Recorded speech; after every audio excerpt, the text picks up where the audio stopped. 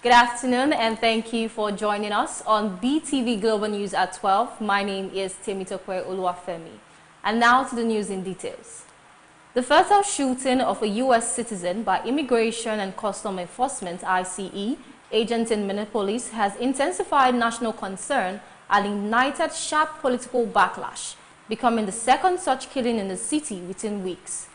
The incident has renewed debate over federal immigration enforcement tactics, the use of force by agents, and the limits of federal authority, while deepening partisan divisions in Washington. The report. According to federal officials, ICE agents were conducting an immigration-related operation in South Minneapolis when they encountered the victim, a U.S. citizen. Agents said the individual was armed and posed a perceived threat, prompting officers to open fire. The victim was later pronounced dead at a local hospital. Federal authorities have stated that the agents involved acted in self-defense while acknowledging that the incident remains under investigation. The shooting followed an earlier fatal encounter involving federal agents in Minneapolis earlier this month, marking a troubling pattern that has drawn national attention.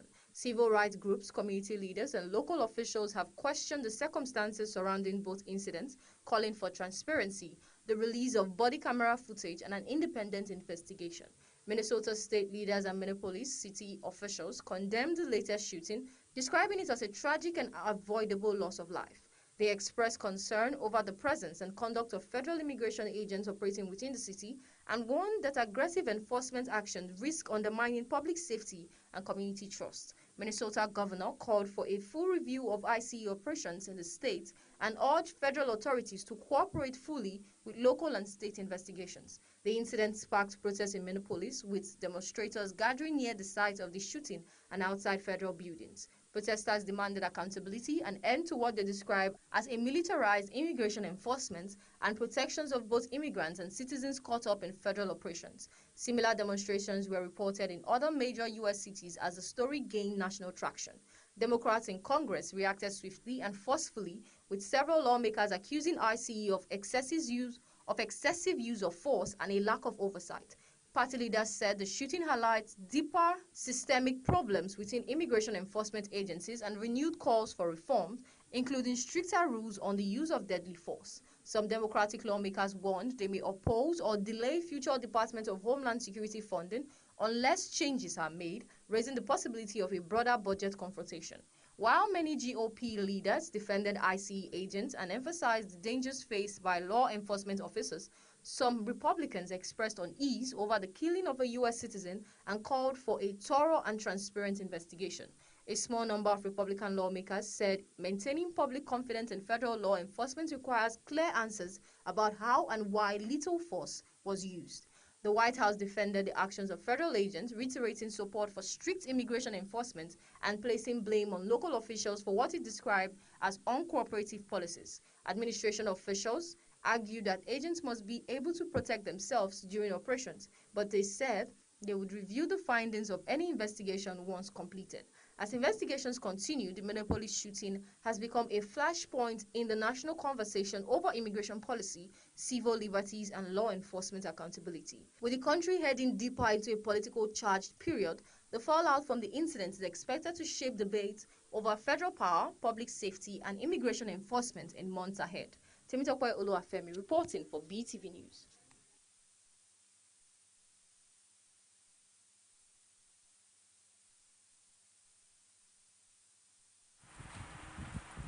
Senior U.S. government officials have publicly defended the fatal shooting of a U.S. citizen by federal immigration agents in Minneapolis, even as widely viewed video footage appears to contradict the federal account and deepen a widening rift with local law enforcement, state officials, and community members.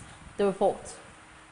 On January 24, 2026, federal immigration agents shot and killed 37-year-old Alex Pretty, an intensive care nurse and Minneapolis resident, during an enforcement operation in the city. Federal authorities, including Department of Homeland Security (DHS), leaders and the Border Patrol senior commander, have described the incident as a justified use of force, saying Pretty assaulted officers and posed a threat. However, multiple bystander videos circulating online show a different sequence of events, with Pretty holding what appears to be a cell phone, not a firearm, and attempting to assist others during the confrontation before being pinned down by agents and shot. One clip appears to show an officer removing a gun from Pretty's waistband before shots are fired. Local police and independent observers have said they have found no evidence that Pretty brandished a weapon or initiated violence before he was shot. Contradicting narratives and public outcry, federal officials, including Border Patrol Commander-at-Large Gregory Beetv, have maintained that the agent acted in self-defense. In television interviews, Beetv asserted that federal agents were the victims and emphasized Pretty's possession of a legally carried firearm, arguing that Pretty interfered with their operation. DHS Secretary Kristi Noem echoed these claims, accusing local officials of inciting unrest and portraying the victims of the incident as aggressors. State and city leaders, however, have sharply rejected the federal narrative. Minnesota Attorney General Keith Ellison called the federal version of events flat out insane and criticized the immediate defense of the agents without transparency or access to evidence. Local law enforcement officials, including Minneapolis Police Chief Brian O'Hara, said the videos speak for themselves and that they have seen no indication Pretty posed a threat before being shot. Public reaction in Minneapolis have been intense. A makeshift memorial at the location of the shooting drew mourners amid winter cold, and protests against the federal presence and use of force have continued in recent days. The shooting marks at least the second fatal encounter between federal agents and civilians in Minneapolis this month, following another controversial killing earlier in January. In response to the disputed incident, state and local prosecutors have filed legal actions against federal agencies. A federal judge issued a temporary restraining order prohibiting DHS from destroying or altering evidence related to the shooting as part of broader efforts by Minnesota officials to preserve material for investigation and potential litigation. Calls for independent review and accountability have extended beyond Minneapolis. Democratic lawmakers, civil rights groups, and former national officials have condemned the continuation of federal enforcement operations within city limits and demanded clearer explanations and oversight. Meanwhile, the Trump administration has framed the incident in the context of its broader immigration enforcement strategy, defending the deployment of federal agents and asserting the necessity of their mission. The disputed shooting comes amid an expanded federal immigration crackdown in Minneapolis, with thousands of immigration officers and other federal personnel operating in the city against the backdrop of protests, political resistance, and legal challenges. Minnesota Governor Tim Walz has repeatedly called for the withdrawal of untrained federal agents, arguing that the federal response is disproportionate and undermines local police and community trust. As investigations continue and legal proceedings unfold, the contested accounts of what led to Pretty's death have amplified tensions between federal authorities seeking to defend their actions and local actors demanding transparency, accountability, and a review of federal enforcement tactics in urban communities. Temitope Oluwafemi reporting for Beetv News. A powerful winter storm sweeping across large parts of the United States has left more than 1 million customers without electricity and forced the cancellation of over 10,000 flights, disrupting travel, straining power systems, and prompting emergency responses nationwide. The report. A storm brought heavy snow, freezing rain, and widespread ice stretching from the south through the Midwest and into the Northeast. Ice accumulation caused trees and power lines to collapse, leading to extensive outages, particularly in southern and central states where infrastructure is less equipped for prolonged winter conditions. Utility companies reported outages affected homes and businesses across multiple states, with restoration efforts slowed by dangerous road conditions, downlines, and continuing snowfall. Authorities warned that some areas could remain without power for days as crews worked to repair damaged infrastructure. Air travel was severely impacted as major airports suspended or reduced operations due to snow-covered runways, poor visibility, and aircraft icing. Flight tracking data showed more than 10,000 cancellations nationwide, with additional delays compounding disruption for travelers. Major hubs across the East Coast and South were among the hardest hit. States and local governments issued weather emergencies, urging residents to avoid non-essential travel and to prepare for extreme cold. Shelters were opened in several cities for people without heat, while emergency services reported increased calls related to traffic accidents, exposure, and weather-related injuries. The National Weather Service warned that the storm effects could persist with continued freezing temperatures, gusty winds, and additional snowfall expected in some regions. Officials cautioned that icing roads and sidewalks would remain hazardous even after precipitation subsides. As the storm continues to move eastwards, authorities emphasize public safety, advising residents to monitor official updates, conserve heat where possible, and check on vulnerable population, including the elderly and those without stable housing. Evelyn Izibili reporting for BTV News.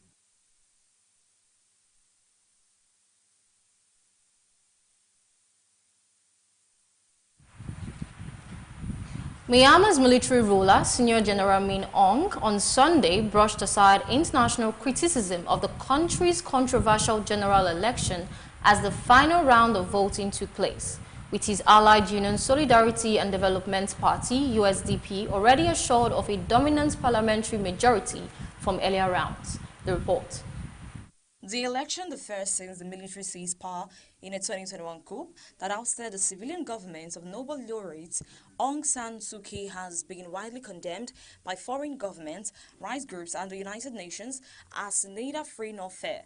Critics say the vote is designed to cement the military's hold on power rather than reflect genuine democratic choice. In previous stages of the three-phase election, the USDP won 193 of 209 seats in the lower house and 52 of 78 seats in the upper house, securing a commanding lead even before Sunday's final ballots were cast. Voter turnout in the first two rounds hovered around 52%, significantly lower than turnouts in past elections and reflecting widespread public disenchantment and the impacts of ongoing conflict. Major opposition parties largely boycotted the polls, and many were barred from participating amid the civil war that has raged since the coup. Fighting between the military and resistance groups, including ethnic armed organizations, has displaced millions and hindered voting in many regions. Minister Ong Hilang defended the electoral process in remarks to domestic media and at polling stations, asserting that Myanmar did not need outside approval and that the people vote is the recognition we need, according to state television. He dismissed foreign objections to the ballot and insisted the election reflected domestic support. The military has repeatedly portrayed the election as legitimate despite low turnouts, opposition boycotts, and international denunciations. Western governments, including the United Kingdom and members of the United Nations, have rejected the elections as a sham, and regional bloc ASEAN, under Malaysia's recent chairmanship, declined to endorse the poll results. On the ground, many Myanmar residents described the atmosphere of fear surrounding the election, with voters in some urban districts saying they felt pressured to participate to avoid potential reprisals. Polling stations in military-controlled neighborhoods showed higher turnouts, while many areas saved few voters. The election also took place amid sustained violence, including airstrikes in broader states and clashes across the country, underscoring ongoing instability. Aung San Suu Kyi, the former civilian leader, remains in detention, and a National League for Democracy Party has been dissolved. Analysts say the election outcomes, which is all but guaranteed to keep the military and its allies in control of Myanmar's legislature, is unlikely to appease foreign critics to lead to a restoration of meaningful democratic governance. Instead, it may further entrench military rule and deepen the country's political isolation. Evelyn Izibili reporting for BTV News.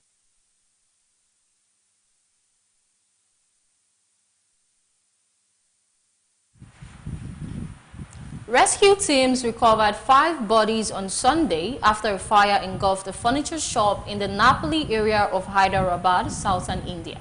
The blaze broke out on Saturday afternoon in a 4-story building housing Bechta Furniture Castle on Napoli Station Road. The fire spread rapidly, producing dense smoke and intense heat which trapped victims in the building's basement. The report.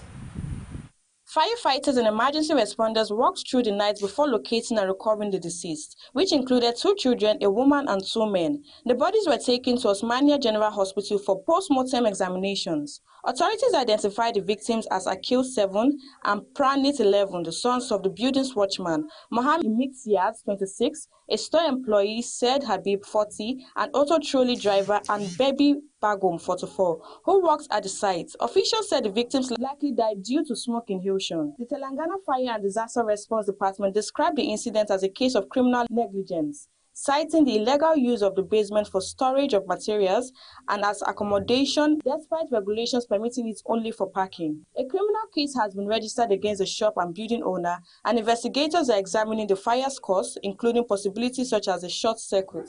The Telangana government announced ex gratia payments of 5 lakh to families of the deceased. Authorities and disaster response teams continue to stress stricter enforcement of fire safety regulations to prevent similar tragedies. Zainab Mohammed reporting for Beetv News.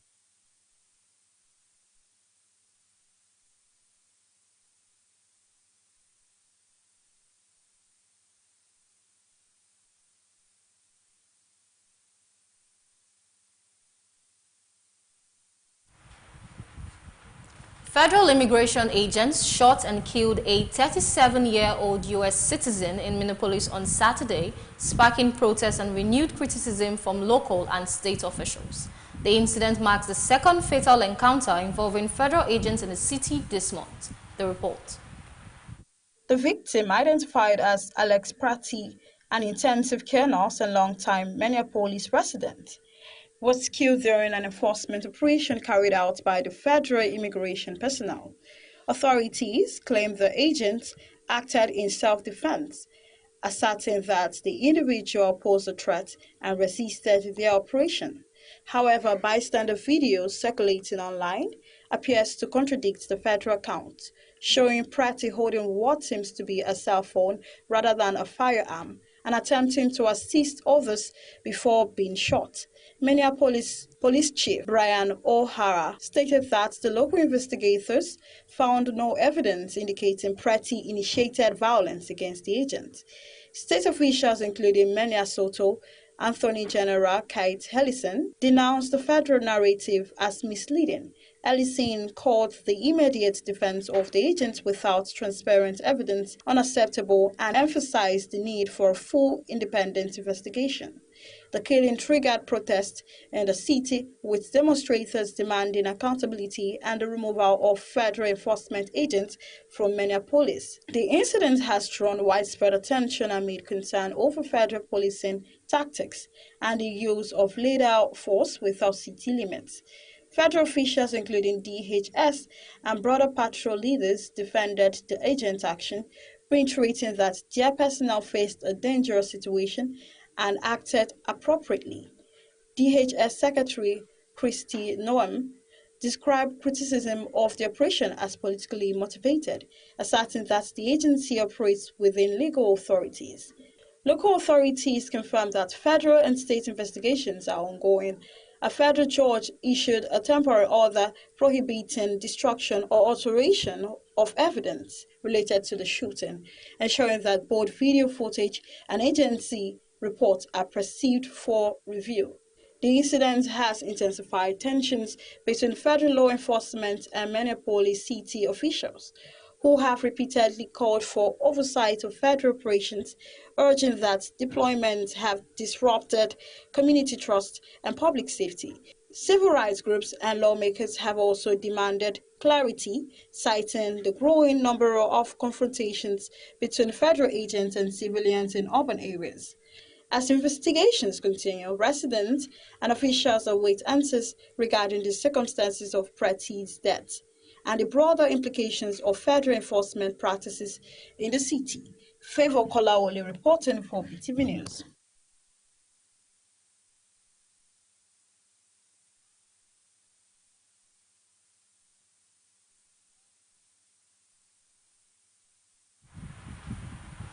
Russian forces launched heavy bombardment on Kyiv and Kharkiv on Sunday, causing widespread damage and casualties as U.S. brokered peace talks between Russia and Ukraine enter their second day in the United Arab Emirates, with no visible progress towards compromise.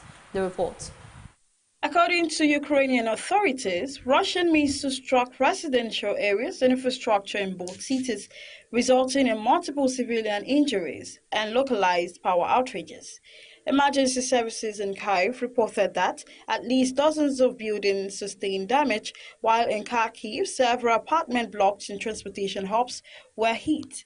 The attack came despite ongoing diplomatic efforts in Abu Dhabi, where negotiators from Ukraine, Russia, and the United States have convened to explore possible pathways for de-escalation. Officials present at the talks described discussions as tense and unproductive, with both sides maintaining firm positions on territorial and security demands. Ukrainian President Volodymyr Zelensky condemned the strikes, emphasizing that attacks on civilian areas violate international law and undermine diplomatic initiatives. He called for increased international support to protect urban centers and civilians while urging the world to maintain pressure on Moscow to halt aggressive oppressions. Russian officials, however, defended the bombings as part of targeted military operations against strategic Ukrainian positions, denying that civilians were intentionally targeted. The Kremlin statements coincided with reports of intensified shelling along other front lines in eastern Ukraine, signaling a continuation of military escalation despite negotiations abroad. Humanitarian organizations in Kyiv and Kharkiv warned of growing civilian displacement as families sought shelter from repeated airstrikes. Local authorities mobilized emergency crews to restore electricity and water services, while hospitals prepared for a potential influx of casualties. Analysts say the ongoing strike during diplomatic talks highlights the fragility of negotiations and the difficulty in achieving ceasefire agreements amid continuing hostilities. Western leaders have reiterated support for Ukraine and condemned attacks on civilian areas, urging renewed commitment to dialogue. As the talks in the United Arab Emirates continues, without indication of compromise, both Kyiv and Kharkiv remain under threat from Russian bombardment, leaving civilians in the two largest Ukrainian cities facing mounting danger and stalled international diplomacy. Favor Kolawole reporting for Beetv News.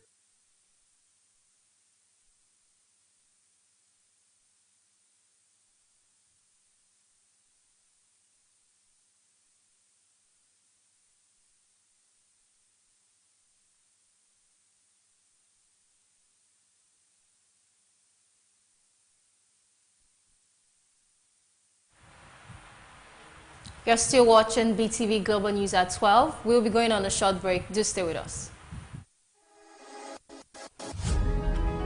After 5 years of standing the test of time in the hospitality business, Lovely Inn Hotel and Apartment presents Lovely Inn Hotel and Apartment 5 years anniversary with 25 Edo Bigger Stars. Featuring J-Tunes Osarimore, Famous Akaba, AG Smile Mufasa, Jackie Sula, Prince Sula Usula, Isoke Onhehe, Sir Peter the Rocco Waifu Jr., Big Sula, Osai Nomaesewi, DJ Ote Brown, MC Godsend, MC Prince Boy, MC Oviakbo, Osamui Ole Morocco, Minister of Enjoyment, Ex-Baba, Buju King, Hype Galloway, DJ Express, DJ Easy Y, DJ CK, Fela Jr., Young Messiah, Old Coconut, Mr. Collins, and many more. Date Saturday, January 31st, 2026. Time 6 p.m. till dawn. After party at Samota Mini Club, same venue. Gate pass free of charge. For table reservations, call +447 4666 95293 or +234 810 815 1450. Venue Lovely Inn Hotel and Apartment, 11 Prince Alexander Ogun Road, beside Sazi Filling Station, before Winners Chapel, after Ajib Sapele Road, Benin City. Or use your Google Map. Maximum security guaranteed.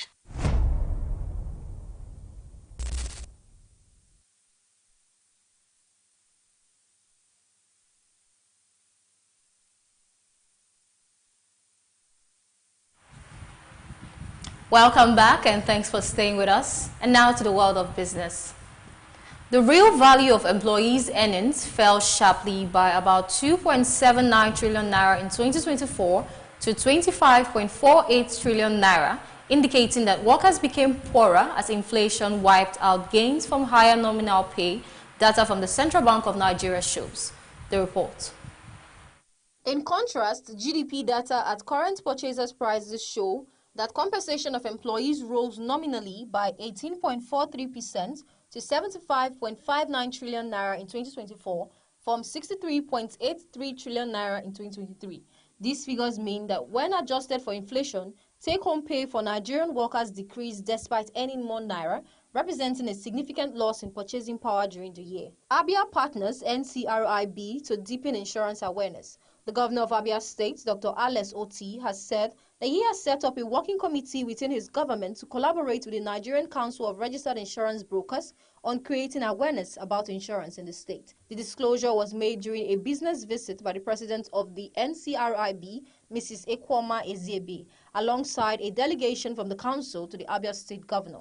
In addition, Oti also said to have underscored the need for younger professionals to be involved in the insurance collaboration for sustainability, drawing reference from the Abia Leadership Academy, which he noted has successfully trained about 1,000 young people in the state. U.S. exports to Nigeria jumped 60% amid Trump tariff. The United States recorded a goods trade surplus of about $1.45 billion with Nigeria in the first 10 months of 2025, according to U.S. Census Bureau data. During this period, U.S. exports to Nigeria rose sharply to $5.94 billion, while imports from Nigeria declined to $4.49 billion, resulting in a positive trade balance in America's favor. This represented a significant reversal from the same period in 2024, when the U.S. had a $1.37 billion trade deficit with Nigeria. The shift highlights a stronger performance of U.S. exports alongside reduced inflows of Nigerian goods into the U.S. market. In October 2025 alone, the U.S. posted a $162 million trade surplus with Nigeria, up from $116 million in September, reflecting a month-on-month improvement of nearly 40%. The stronger October surplus was driven mainly by a drop in U.S. imports from Nigeria rather than a substantial expansion in exports. Temitope Oluwafemi reporting for Beetv News.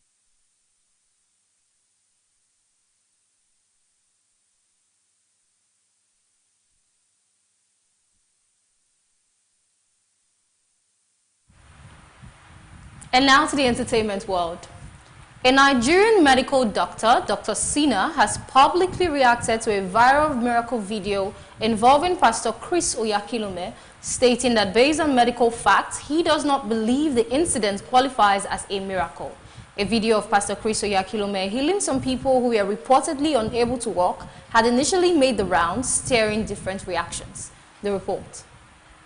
In a detailed breakdown shared online, the doctor explained that he carefully reviewed the video, slowing it down and examining the movement of the individuals described as crippled. According to him, the several physical and neurological signs expected in paralyzed or long-term crippled individuals were absent. Dr. Shino noted that medically, a non-functional or paralyzed leg often presents with abnormal angles, rotation, muscle wasting due to disuse.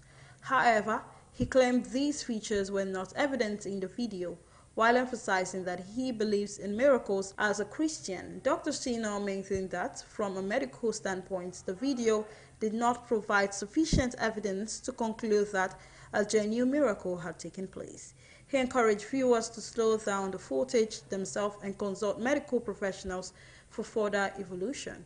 In another development, Nollywood actress Bimbo Ademoye has raised alarm over the alleged demonetization of her movie, Where Love Lives, accusing a man of unlawfully claiming ownership of a song used in the film. In a social media post, the actress alleged that an individual identified as Emmanuel Davis of Lagos Sounds took a song created specifically for the movie and falsely claimed it was his own.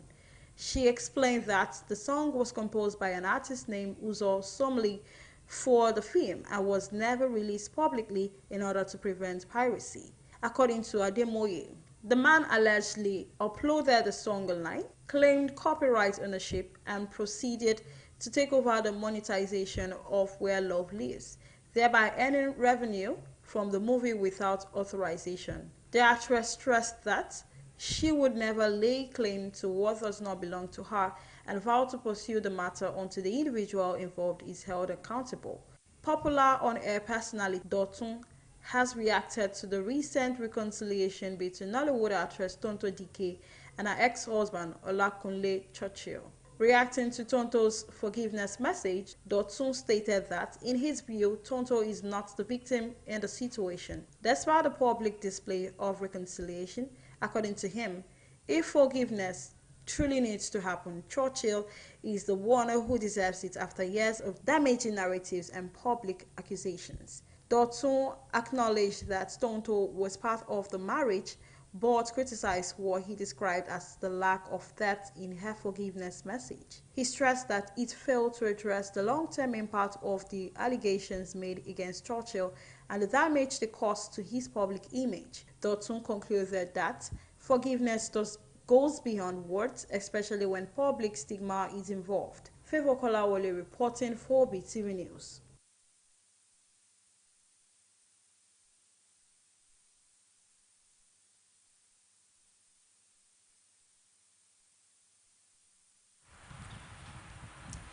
And now to sport news.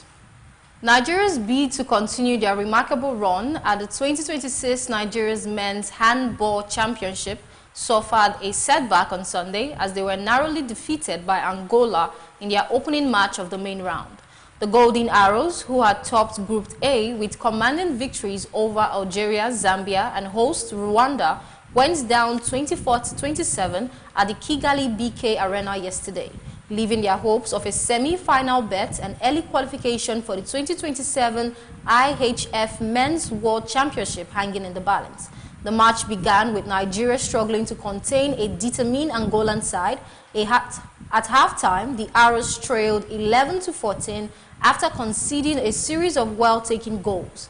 Despite their best efforts in the second half, including converting 5 of 7 7-meter throws, Nigeria could not overturn Angola's lead, who were perfect for the penalty shots with 6 successful attempts out of 6.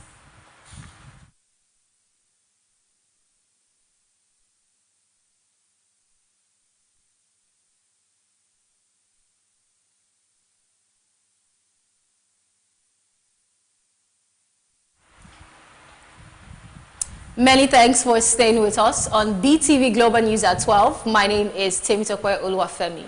Do have a lovely afternoon.